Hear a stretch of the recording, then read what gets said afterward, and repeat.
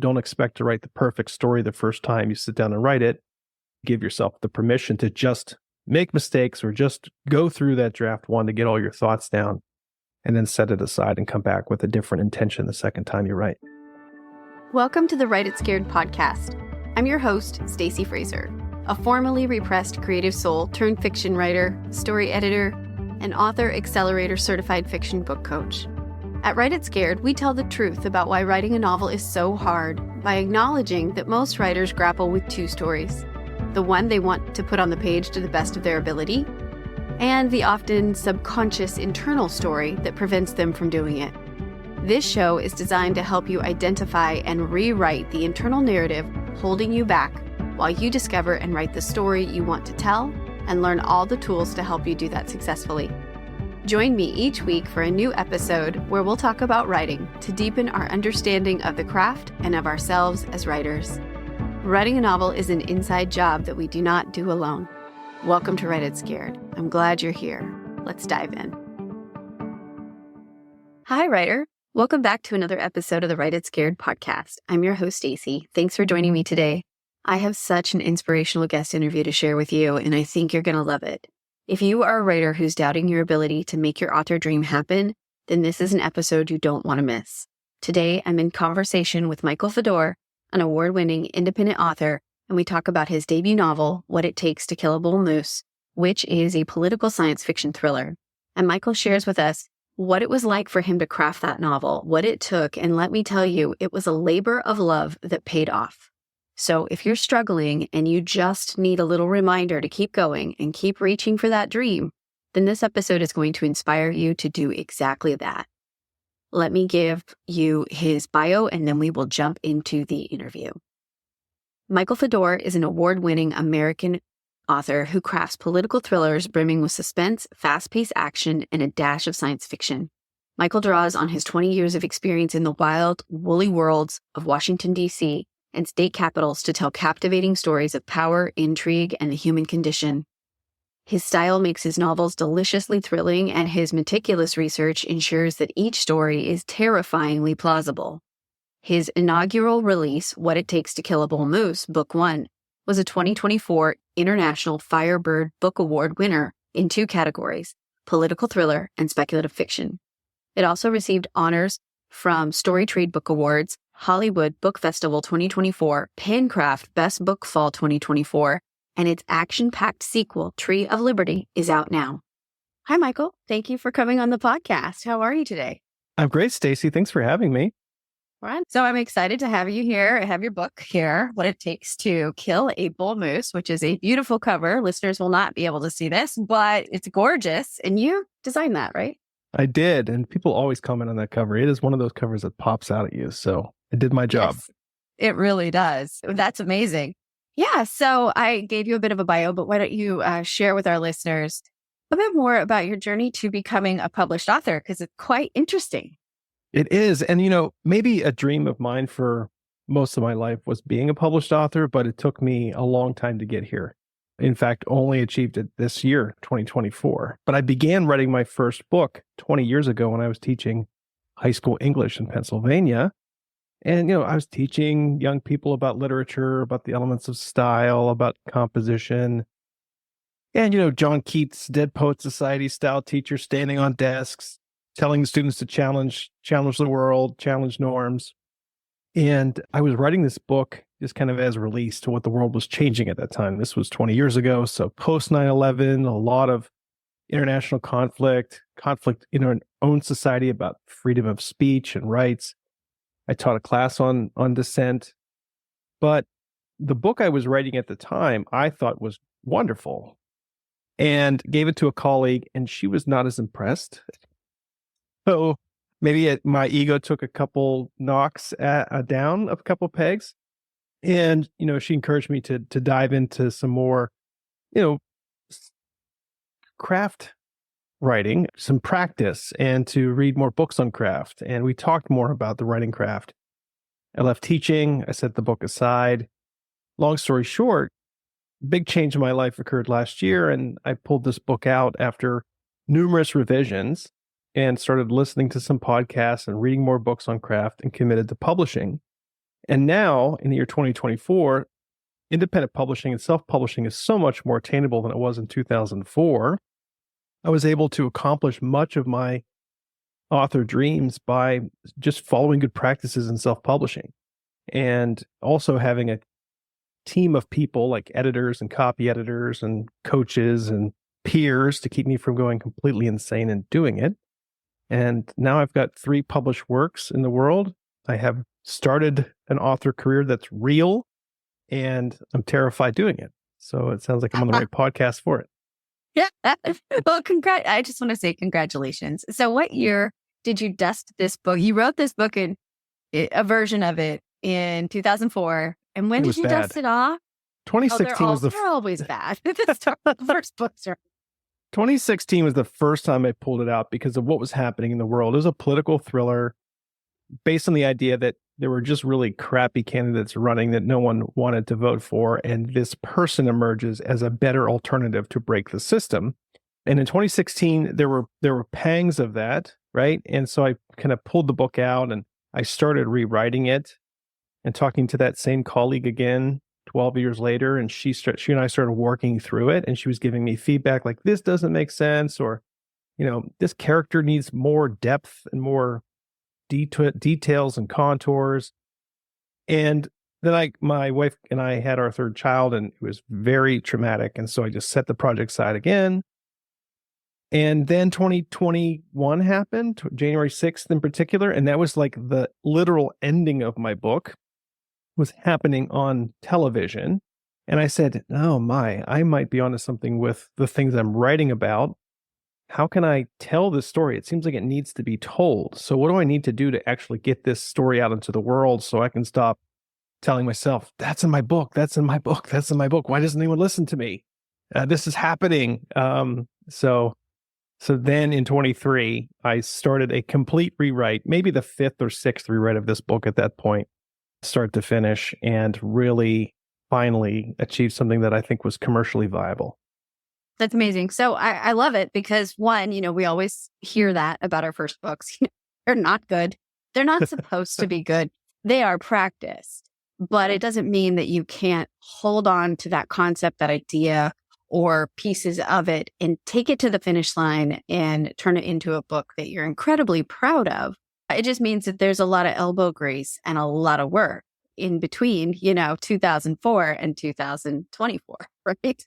Absolutely. Right. Yeah. So and in fact, I think you're a great example. So congratulations. Thank you. And the first chapter I ever wrote about this book didn't even end up in book 1 of this series. It's actually the first chapter of book 2. So I think that's where you kind of learn lessons about the pacing of a story and how things have to come. And the whole structure of the story changed when I rewrote it the 7th or 8th time here in 23. And the lead character changed because the more I started to develop the story, I realized I was writing the wrong main character, and I had to go back and make the wrong antagonist anyway, and had to go back and rethink what was happening. Yeah, absolutely. Okay, well, let's talk more about this book. It's called What It Takes to Kill a Bull Moose. It's a political thriller, but it's got a spin on it. It's got a spec-fic spin, right? Yeah. So it's set in 2044. And it's around a presidential election. And also there is a curse, a past curse that comes to light. The curse of Tippecanoe, yes. About it. Yeah. So tell the listeners a little bit more about this book. We kind of learned we kind of learned a bit about what inspired you to write it and continue writing it.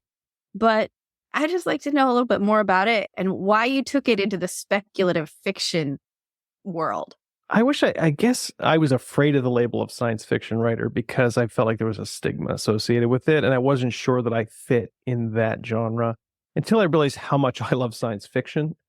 I thought, why am I denying myself this pleasure of writing science fiction? And then discovered there was a whole category of science fiction called philosophical science fiction. It's like Orwell wrote, 1984, Animal Farm, a lot of Ray Bradbury. I loved reading all of them. But it's just not a very common genre today. And so I started to wonder about generating a new hybrid genre of political thriller and science fiction that I started calling Poli-Fi. where you can take this political thriller type of story like The Diplomat, like The West Wing, and then blend it with your more speculative future set story, something that might take place in the future. And so I found that there was a whole new gear and a whole new level of the story that emerged when I allowed myself to set it in the future and put an AI character in the story who is sentient. And it just became so much more of an exciting story. When I could contemplate the future so far into the future that I could like play with world events and inventions and the economy being drastically different and weather being drastically different 20 years from now. And that just added just a really cool edge to the story. And so I went with it and I explored it and I was so excited by it. That's when like kind of the self-imposed breaks I was having when I was trying to write this book, I kept kind of getting stuck. Those things became loose for me and I really took off when I just committed to this strain of science fiction being added into the story. And I think it made it a much more exciting story to tell. Cool. So how was it to craft the political thriller side of it? Because that kind of is the heart, right? It is, right? I would say that's what I know, right? I didn't write a Mariner story because I'm not a Mariner. So I wrote a political thriller because I spent 20 years working in politics, working in DC, working in Harrisburg, Pennsylvania, working in state capitals around the country, working for governors and presidents and senators. So I knew that I already really enjoyed those types of stories, although a lot of political thriller today is espionage terrorism, and that's not what this is. And so I started trying to find ways to, I really enjoy Dan Brown and Daniel Silva, who maybe are not political thriller writers as much as straight up thriller writers. And so I tried to pull more of that genre into stories that are set in the political landscape. And driving the story or main characters are like principal office holders, senators, presidents, the people around them. The setting is DC. It is the White House. It is the Capitol. But really important to me was getting it right. So using my experience in those places so that it wasn't goofy. Like if you have a lot of experience farming alpacas and someone who's never been around an alpaca writes a book about them, you would know immediately it's crap because they've never been around an alpaca and know what they're like. So I wanted to make sure people who live and work in this world really felt the story was believable. So one of the first things I did when I wrote The Senate Deception, the novella prequel to this book, I gave it to my friends who work on the Hill and said, what does this look like to you? Does this read like real life or what real life could be 20 years from now? That was the sniff test and it passed. So, and I have, some former senators and some former governors who've read my work who also love it. So I know that I'm writing for an audience who knows this world and I'm capturing the essence of, what it is to pursue power, to run campaigns, to be in office. And so it's important to me to do that, but also to make some redeemable characters. So it couldn't all just be terrible people like House of Cards. It had to be someone in the story that you really wanted to cheer for and wasn't just, hiding secrets. And so that's the creation of Jackson Piper, the protagonist, and Valerie Lawrence, his running mate.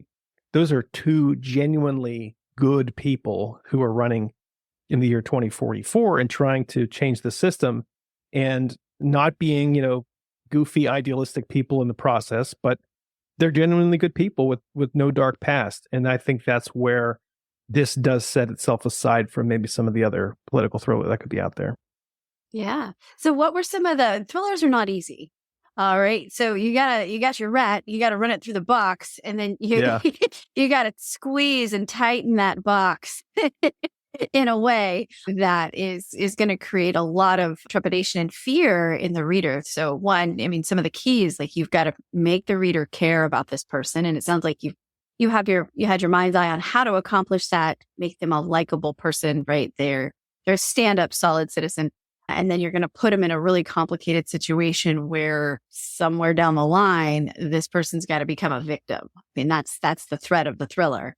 That's a lot of hoops to jump through. And also you do it with multiple viewpoints. So how did you go about that? Yeah, great question. Early on in my writing, working with Thea Newell, my editor, I was fearful that I did not have what it took as a writer to succeed commercially in this genre. and asked her to be honest with me. If it was crap and I had to stop, just tell me that and I would stop now. And she said, no, you have the cliffhangers, you have the forward momentum of the story, you have the energy. What became very challenging, and I needed to use some tools to do this, was to keep track of all the plots, subplots that were going on.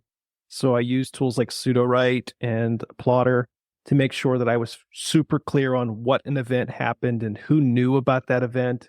And I know that within drafts, I discovered like someone saying something they shouldn't know.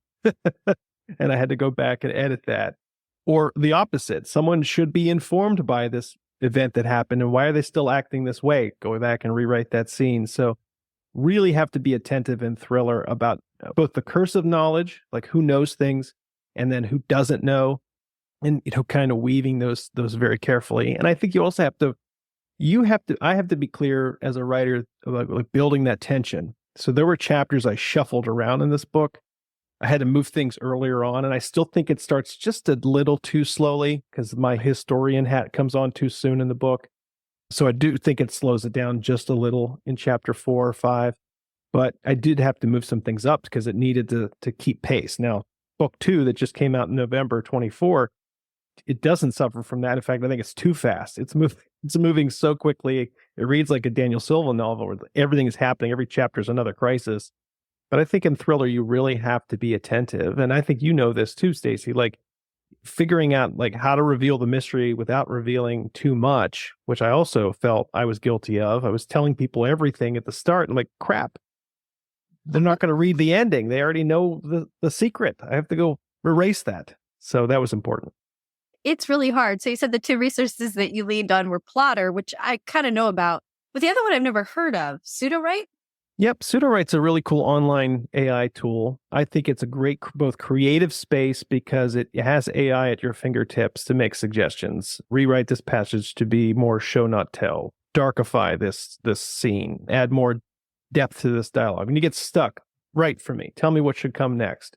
It's never good enough to be commercially viable writing, but it is another entity sitting next to you saying, well, what about this?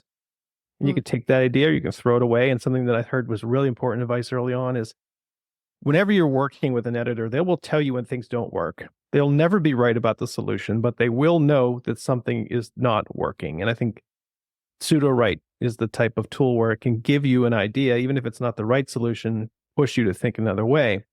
Within the Pseudo-Write tool is a story Bible and mapping tool where you can map the entire story. You can outline the entire story.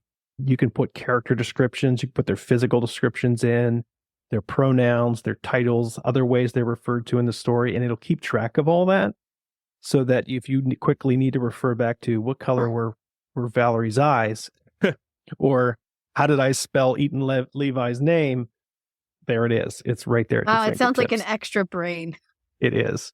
It's like having literally another brain that you can access without having to like risk what I risk all the time is like forgetting things. Oh yeah. Yes. Oh yeah. Good notes.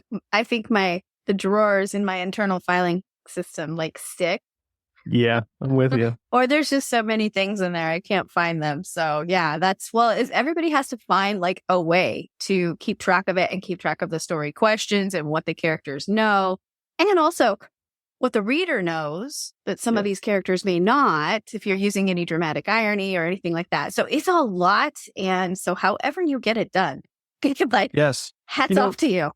I would say that something else that helps in either using Apple to do it or using another tool is to then listen to your story. After you've written the story, whatever draft you're on, 2 or 3, now you need to listen to the story without reading it on the screen. Because for me, especially when I'm doing audiobook drafts, now I'm very aware of what I know and don't know as a story when I'm like listening to the story, and I will catch things.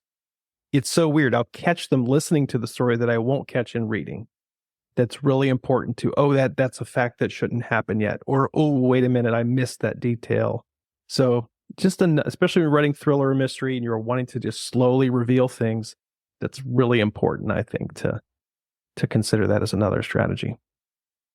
Well, thank you. Let's transition over because a big part of this podcast is dedicated to telling the truth about why writing can be so hard, exposing unhelpful internal narratives that a lot of us writers face when crafting our stories. We do this so that we can kind of normalize that roller coaster, so people realize they're not alone. You don't suck. You're not bad at this. And you should keep writing. And so that's the point of this. So would you share a time when the writing's gotten really hard, when you struggled with either your ability or your belief that this could happen? This happened a couple times for me in writing What It Takes to Kill a Bull Moose. And Stacey, thank you for this podcast, because I think either indie or traditional authors need to have this type of frank conversation amongst one another, because I think we all face that feeling of self-doubt and alone. And that fear is always there, that what I'm writing right now is total garbage and no one's going to like this, or they'll never understand what's in my head. So a couple things. First off, when I was working with my editor and I gave her the first draft and I said, if this is crap, just tell me and I'll quit now. And then there was like 2 weeks that passed waiting, and it was the hellish 2 weeks. And in my mind, she hated it so badly, she didn't even finish reading it. And it was taking her 2 weeks to try to bring up the courage to tell me how bad I was. So let's be real about that. The reality was she came back and said, I love the story. I read the whole thing. And you absolutely have what it takes to pursue a career as thriller writer. So let's talk about how to make this story better. So all up of my self-doubt and internal narration about how bad I was not validated at all by my editor. So that was a blessing. Now, she came back with her edits in Act 1, and I worked on Act 1. I'd worked on Act 1 so many times, right, that Act 1 was beautiful. Act 2 was a hellscape of disorder, and Act 3 barely existed because I had only written it once. And so what then became important to me was a suggested reading, Plot and Structure by James Scott Bell. And if your listeners are writers and haven't read this book, Plot and Structure, they should. That important lesson in that book was, when you're writing fiction, your middle, where most writers get stuck, is about throwing challenges at your protagonist and continue to throw things at them that will slow them down, stop them, and disappoint them. And that was an insight I hadn't really contemplated, and that's why I was so freaking stuck trying to write Act 2. And when I let go and decided to attack my protagonist instead of try to help him as the author, I said, let me see how awful I can make his life by adding more and more challenge. The story got way better. And it was a really important and helpful insight. And then I think in the process of that season of writing, I met fellow authors on an author website, and we formed a little writers group, and we got to come together and talk about how much we thought we sucked and how much we hated navigating KDP or Ingram Spark, or if I have to read my copy editing one more time, I'm going to barf, or if I'm going to read my back cover copy one more time, if I have to rewrite it one more time, I'm going to hang myself with the letters in the back cover copy. So I think it's really important to find a community of people who can relate to your problems, even if they're first world problems. And it would just make the pain so more manageable. It's, I think, a really important lesson. Funny that you say that. I just joined a new community. We were talking to the host about the needs of the community. And I mentioned, I was like, okay, I think we need a bitch session. I think we need to include a window of time where we can just come and complain and to be seen in how hard this is. Yes. And just commiserate together. And I'm typically pretty action and solution oriented, but I think that it is really important to just, know you're not alone in the difficulty. So I totally agree with you. Okay, so you're a very busy person. You've had a political career, you've worked in education, you have a family. How do you find the time to write?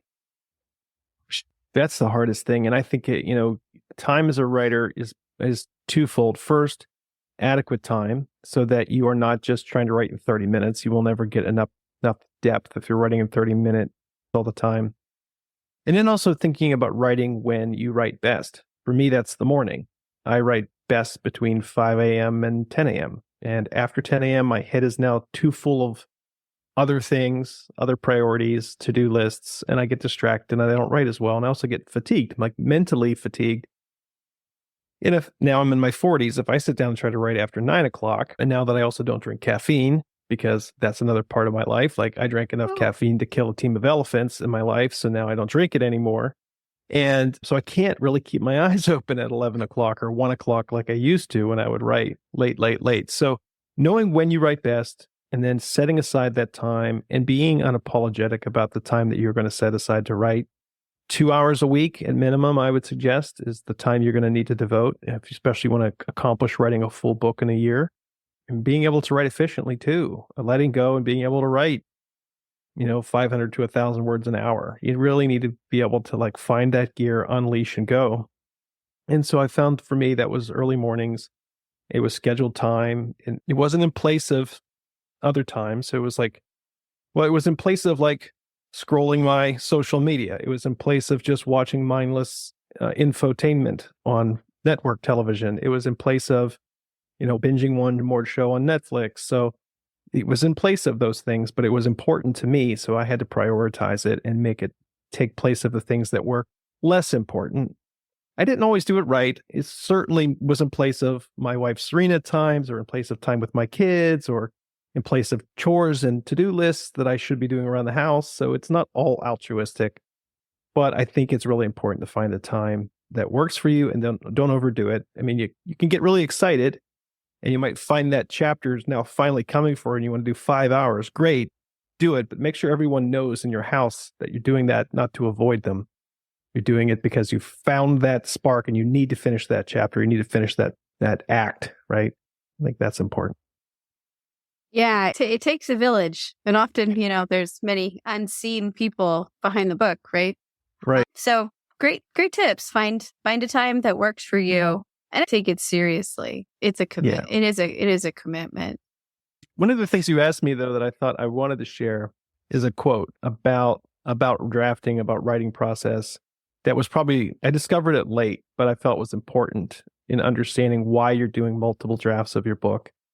And I recently spoke to a group of high school students at my son's high school about some of them wanted to consider becoming authors. And I explained to them, think about it this way. The first time you sit down and write your first draft, you're telling the story to yourself.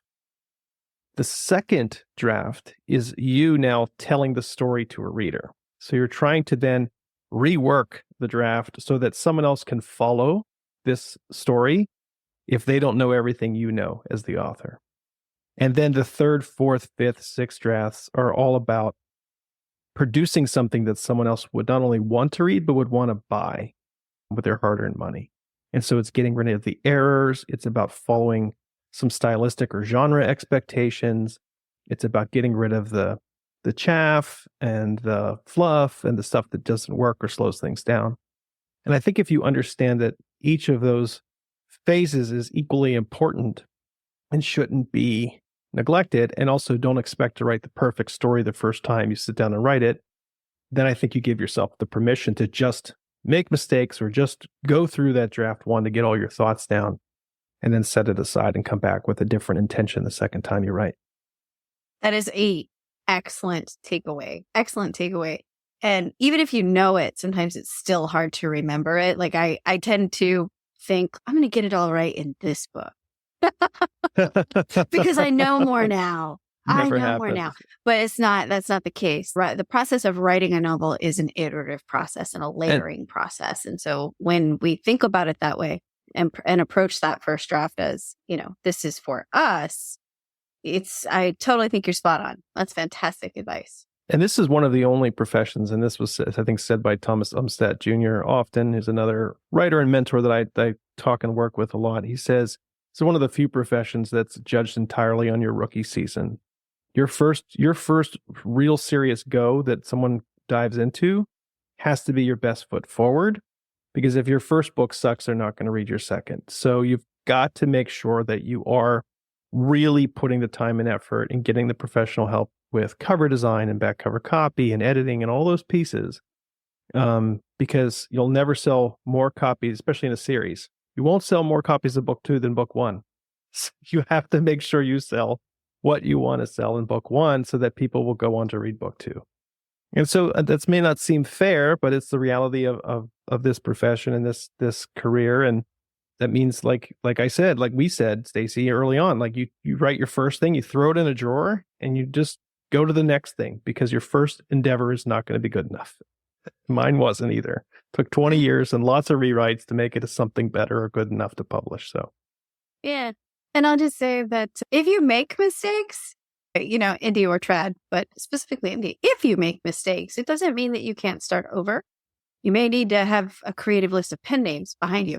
yes, But it doesn't mean you can't start over. And I know many, many indie authors who launched out, flop, they go back to the drawing board, and, they come at it in a different direction, and they do make it happen. Right. So. Because also, like, I will find, even to this day, like, God give me the persistence of a typo that's made it through 72 edits.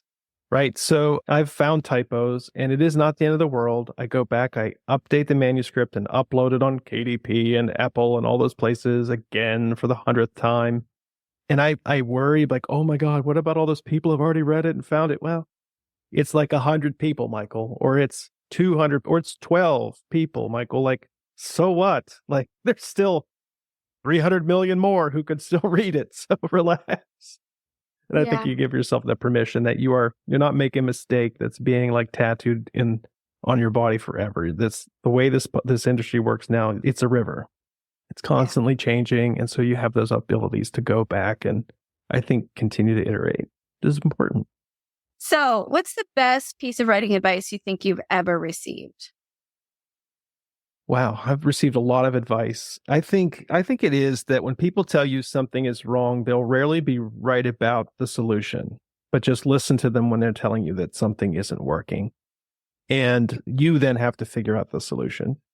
And that's your job as the writer. And so think about that and don't be stubborn when someone's telling you this character doesn't work, this scene doesn't work, the book starts too slow. Those things matter. Someone's telling you because they care to make it better. If they're giving you that feedback, it's not to hurt you. And if they didn't care, they would tell you it's great. It's nice, right? So your book's nice. Okay. I'd rather someone tell me it sucks and tell me why they think it sucks because I can make the next one better. Yeah. Great advice. And what would be your wish for your fellow writers out there who are embarking on their debut, putting their debut out in the world? Yeah. Be confident, believe in yourself. Even when those pangs, those voices in your head are saying this is not going to be good enough, no one's going to buy it. There's hard work you have to do to make sure that they do and that they do know it's there. But I think you have to trust that there is a readership. If you're telling something that's genuinely authentic and has some power behind it, then believe in that and commit to it and push it across the finish line. Then do the work to find your readers and bring them in because it just doesn't magically happen. There's a business to this and a marketing business to this, and learn that craft too. But believe in yourself. Don't let the voice of self-doubt drown out what should be the louder voice of hope in your head. That's beautiful. Thank you. What are you currently working on and where can listeners find you? I just finished Tree of Liberty, book 2 in the Bull Moose series. So I'm working on getting that widely distributed and have started the manuscript for book 3. I'm committing to taking a year to write book 3. I have been in a rapid release phase for book 1 and 2 because they originally were going to be one book and it was too long and I broke it apart to 2 books. So I want to slow down and I would take some time to make book 3 something exciting and also give myself a little bit of space. So I'm not just constantly writing all the time. So that's what I'm working on. And I'm also thinking about doing another reader magnet for giveaway on my website. I have The Senate Deception up right now. It's a novella for giveaway. I'm thinking about doing the backstory on another character and making that either short story or another novella to be able to give away to readers who are curious. To find those things and more, you can visit my website, michaelfedorbooks.com, Fedor books.com. And I'm on Instagram, Facebook, Twitter, sort of, but Instagram and Facebook are probably the best places to find me at Michael Fedor Books. And then BookBub and Goodreads, I'm there. Just look me up. Look for the moose and you'll find me. And I will say your author website is something to look at. It's done incredibly well. Oh, thank you. That's really nice, Stacey. I appreciate that. A lot of hard work and many revisions to get it right. Good job. Good job. Thank you. Well, thank you so much for your time today. And I appreciate you coming on the podcast. And I wish you all the best. And I'm excited for you. I can feel your energy and your excitement for this series. And I think you're such a great example in the writing community of what's possible if you're willing to work hard and follow a dream. Stacey, I'm grateful for you helping to tell my story and share it with more writers. So thanks for having me. I've really enjoyed it. Thank you for listening to the Write It Scared podcast. If you enjoyed today's show, please make sure to hit the follow button so you never miss an episode. And please leave a review. Reviews help other writers like you find the voices and messages they need to hear to continue to write their stories. Let's lift each other up. Remember, you can be scared and still be unstoppable. I'll see you next week.